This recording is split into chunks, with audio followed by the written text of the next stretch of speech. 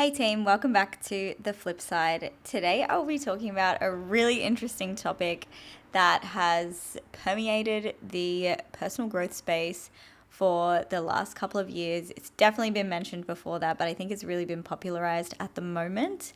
This is the concept of Misogi. Misogi is a traditional Shinto purification ritual in Japan. So let me tell you a little bit about how its modern day application is used and also a little bit about the traditional Misogi and why that's important for our personal growth. It is a really awesome way to push yourself and it's recommended to do once a year. I'll explain more about what that actually entails in a moment. Let's start with what it is traditionally. Traditionally, as I said, it's Shinto purification ritual in Japan involving cold water immersion, often standing beneath a waterfall. They don't always stand under a waterfall, but they do some sort of cold water, running water, or water being poured. And what this symbolizes is cleansing, helps you to not be stagnated, and releases any impurities. That includes physical and psychological, as well as renewal of spirit. So historically, it holds the same intention as how we use it in modern day, which is it is not about being comfortable. It is about confronting something that's intense and then emerging from it a changed person. So how it gets used today is in personal development and performance culture. It is to choose one thing every year that is a challenge that feels 50% likely to fail. So your intention is, I'm going to choose something so hard that is a flip of a coin if I am able to do this or not. In general, the criteria for this is it has to be pretty high stakes and really stretches your identity, your idea of who you think you are. It's uncomfortable by design. It is meant to be tough. And it is just done, as I said, once per year. It really shouldn't be outcome obsessed. So you want to enjoy the process of trying to achieve this. And that doesn't mean like, oh, I'm having so much fun the entire time I'm trying to do this really hard thing. It's more like, okay, I'm enjoying giving this a really good go and I know it's going to be hard along the way. So the enjoyment doesn't mean joy, doesn't mean fun. And it can in some parts, but what it really means is that you are leaning in to the fact that it's hard and it's going to change you and grow, and you will enjoy the person that has experienced growth and change after this is complete. So the number one rule here is that if you feel almost certain that you will succeed at this, that is not a Misogi. You really have to be that 50-50. This is pretty hard. It's possible, but also it might not happen. So I want you to have a think about if there's something that you would choose as your Misogi this year. I think it's a really good time to do that after the New Year's resolutions have potentially worn off and you're starting to think about bigger goals for the year rather than just short, sharp changes you want to make that may not stick. This is something you're going to persist at through the entire year, and at the end, assess, did I do the Misogi? So setting the Misogi is part of this process, but also completing the full effort is the potentially more important part of this process. So you want to go in with the intention that you will continue to persist at this the entire way through the year, and at the end, if you've given it absolutely everything, that is completing the Misogi. It is not about if you do end up successful or not at the goal that you set. We'll talk about a few more things that you can use to define your Misogi. One is that it stretches your perceived ceiling of where you're at. You want to push through a ceiling that you've been a little bit nervous or scared or fearing failure to actually burst through. You want to smash this ceiling. You know it's there. It's been a really tough thing for you to move through and you're ready to take that risk of trying and knowing that failure is possible, but just trying and seeing if you can do it.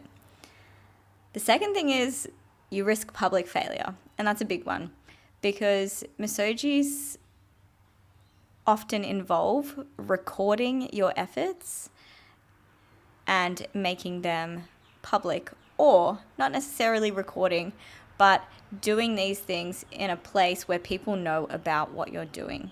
It's got to be measurable. You have to know if you've done it or not at the end, of course. And so be really specific about what the goal is, define the parameters so that you can measure it at the end. Now, it also should force psychological growth, not just physical growth, physical capacity. So say I'm going to talk to you about something that I'm going to set as my Misogi in trampolining. Of course, there's a physical component to that, but you're actually more looking for that psychological growth. So something that you know, okay, if I kept training at this, I could get it. That's more the physical side. It's if I kept training at this and I'm not sure, not because I'm not physically capable, but because mentally I know this is going to be really tough for me. So I invite you now, if you want, if you have something in mind, if you're not driving, to write down a couple of things that you think might be your Misogi for this year. And I'm going to help you work through it and see if we can define which one is the best option for you. So like any well-informed person in this day and age, I took to ChatGPT to flesh out my ideas of what I thought my Misogi would be and get it to reel in the parameters of what one really fit Misogi well. And so now that you know what a Misogi is, let me tell you what it is not. So the more impressive option, that is not a Misogi. You're not thinking about public validation. This is not about if the public is going to validate you if you complete this Misogi. Like, oh, that's cooler if I did that. So not the more impressive option, not the one that looks best publicly, and not the one that sounds harder on paper. I think this is a really important point because if you just choose the one that sounds harder on paper, you can easily rationalize that. But there might be something that you know would be mentally harder than the one that looks harder on paper. And I will explain this with my example after. I think my example is a really good example of something that one looks better on paper and two is actually harder for me. So when you've got your few options down, I had 2 options at the start. You want to actually describe them. So you want to go, okay, what is this? Actually define the objective. What is it? And not like with any feeling words or anything like that. I want to feel strong. I want to feel confident. I want to feel something. Okay, that is not useful for this type of goal. This type of goal is an objective thing that you can go tick or cross. I did it. I did not do it.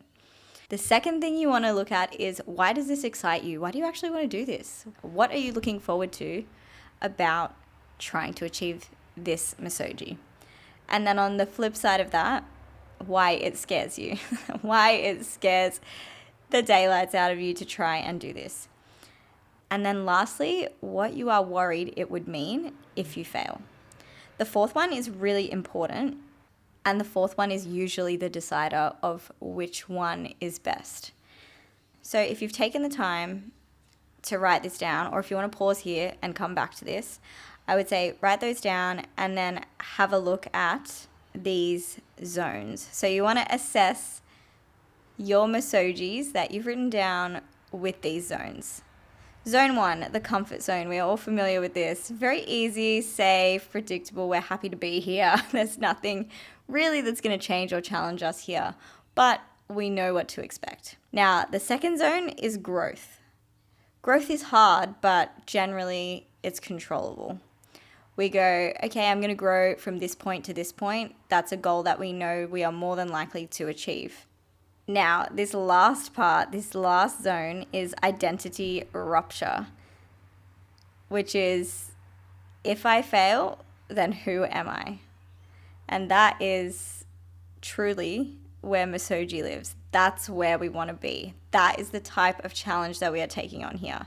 It's like, if I get this, it's going to actually shift and change who I am. Or even in the pursuit of this, it's going to shift and change who I am.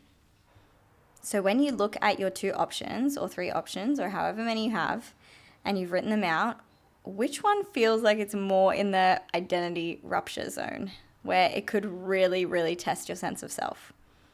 Now, if you've written yours down and you've had a look at which one you think and you're still not sure, this is where I was at, then I will give you my examples now. And you can take this as my public declaration of my Misogi for the year. Okay, so the first one, which I thought was definitely my Misogi at the start, was a full in, half out mount. Now, if that means absolutely nothing to you, it is basically the second or third hardest mount that's currently being competed at the moment. It's the girls at the top of the sport. That is what mount they are currently doing. And there's 2 other mounts that are a little bit harder than this that are currently being pushed at the moment, but are done by very, very, very few women. So the ones that are right at the top that are super competitive are competing this mount. It is the first skill when you get onto the double mini. It is the mount skill. It's a completely straight skill, and straight skills are always more difficult and scored with more difficulty, so they're worth more. And it has 1.5 twists in the somersault. So I would like to compete that skill this year. And in order to compete that means that I not only have to get that skill, which I've been working on and it's been going well, but I have to actually work off that skill as well.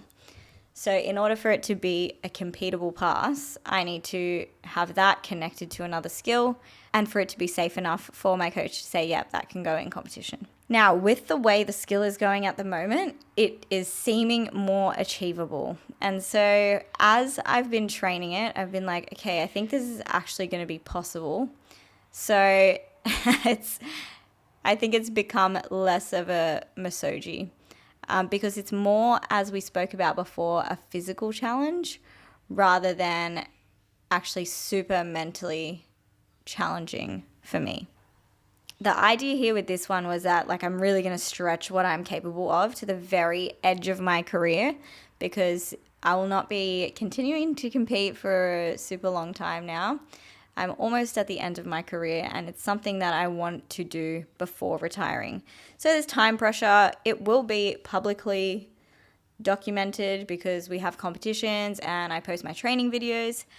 And after I retire, I won't get another chance to attempt this. So this first option, it doesn't really threaten my self-trust, which is a good thing if you were looking to not threaten your self-trust and self-worth and identity and all these things. But you actually want to threaten and challenge that a little bit in these Misogis. So it is a little bit of a safer option. And it definitely doesn't threaten my safety and technical ability. So all of those areas I feel pretty safe in with doing this. Failure would still hurt, but it wouldn't destabilize who I am. It's not in that identity rupture zone. It would feel like, okay, I aimed high, but I just ran out of time. So option 2. Earlier I said that there might be something that sounds harder on paper, but the other one is actually harder for you. Now this is my option 2. This skill is a back in, full out. It is a dismount off the double mini, so a second skill. It is a double somersault that is straight, and it has a full twist in the second somersault. This skill scares the bananas out of me. And so I've learnt and relearned and learned again this skill. I have drilled this skill. I have done multiple different techniques of actually different ways of phasing it. And it's just, I'm really comfortable with one way, which is not the technically correct way, but I haven't done that for a really long time, for maybe 4 years.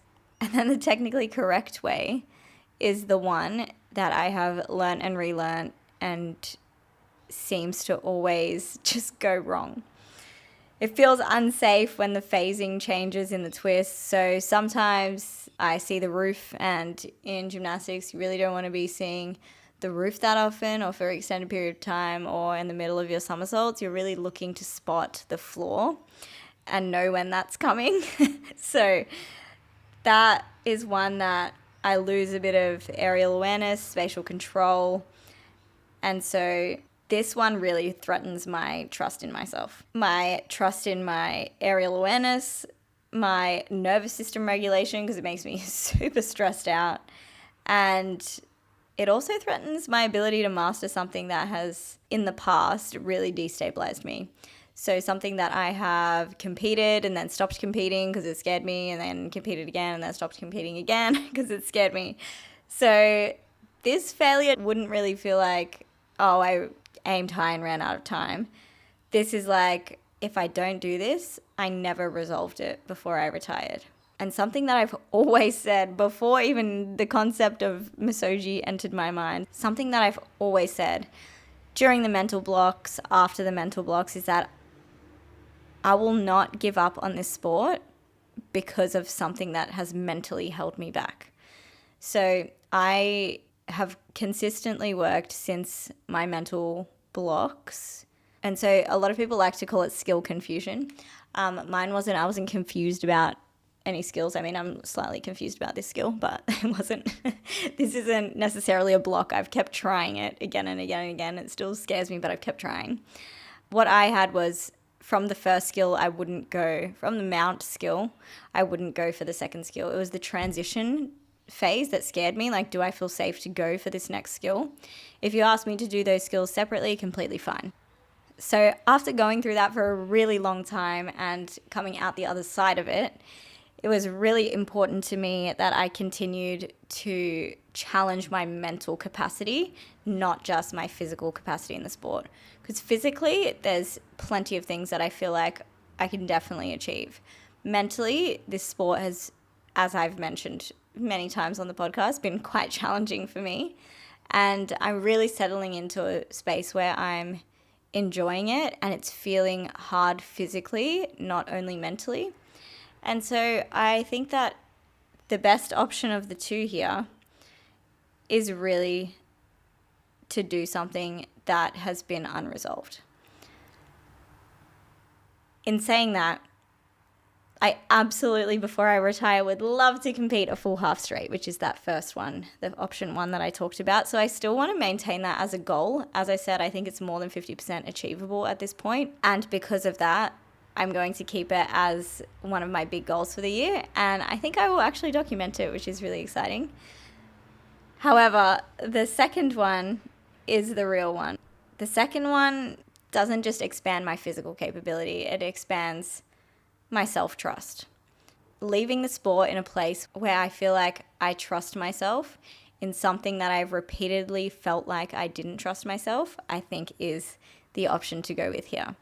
And so I hope that's really helped you define your Misogi and which one is truly the one that is going to test you. Because it's not just about feeling proud and fulfilled and complete, which is like what that option one will give me. It will really make me feel those kinds of ways. But option two is going to make me feel whole. It's going to make me feel integrated with things that I haven't integrated yet and really bring a calm. If you haven't got it by now, option two is definitely the deeper work. Option one is the grand finale. And you know me, I love a freaking grand finale, don't get me wrong. So as I said, I'm still going to go for that. However, I think that option two is the one that I'm going to actually mark down as my Misogi.